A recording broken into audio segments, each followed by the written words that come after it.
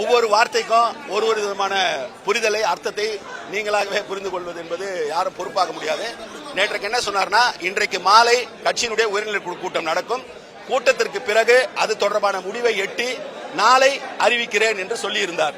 நாளை அறிவிக்கிறேன் என்பது செய்தியாளர்களால் மற்றவர்களால் நாளை காலை என்று புரிந்து கொள்ளப்பட்டு இன்று காலையிலிருந்து இங்கே பெரிய அளவில் மக்கள் சேர்ந்திருக்கிறார்கள், செய்தியாளர்கள் சேர்ந்திருக்கிறார்கள் என்ற செய்தியை தலைவரிடத்தில் சொன்னபொழுது எந்த விதமான அதிகாரப்பூர்வமான செய்தியாளர் சந்திப்பிற்கும் நாம் அழைக்கவில்லை.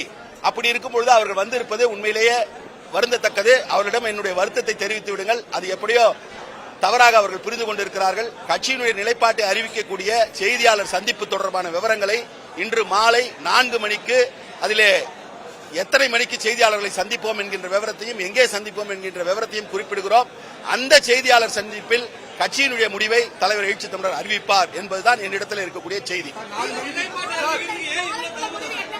அது உங்க விருப்பங்க, உங்க அவசரத்துக்கு நாங்க முடிவெடுக்க முடியாது. அது உங்களுக்கு அவசரமா இருக்கலாம், எங்களுக்கான கால ஒரு கட்சியை நிர்பந்திக்கக்கூடிய நிலையில யாரும் இல்ல. பிரஸ் மீட் சம்பந்தமான தகவல் it may be 5-6 upon the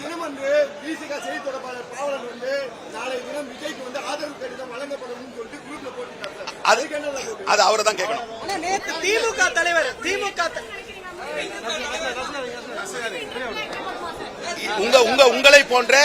உங்களை போன்ற இது எட்டப்பட வேண்டும் என்று நானும் நினைக்கிறேன்.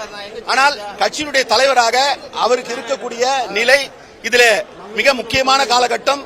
தமிழ்நாட்டினுடைய தலையெழுத்தை தீர்மானிக்கக்கூடிய ஒரு நிலையில இருக்கிறது.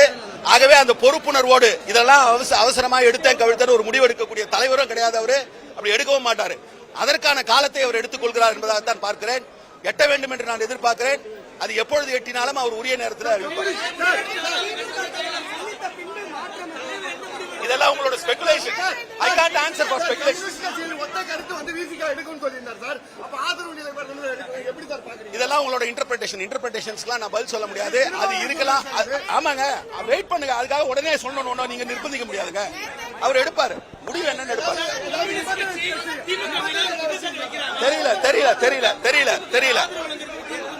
தெரியல. நீங்கள் உங்களோட ஊகங்களுக்கெல்லாம் நான் பதிலளிக்க முடியாது.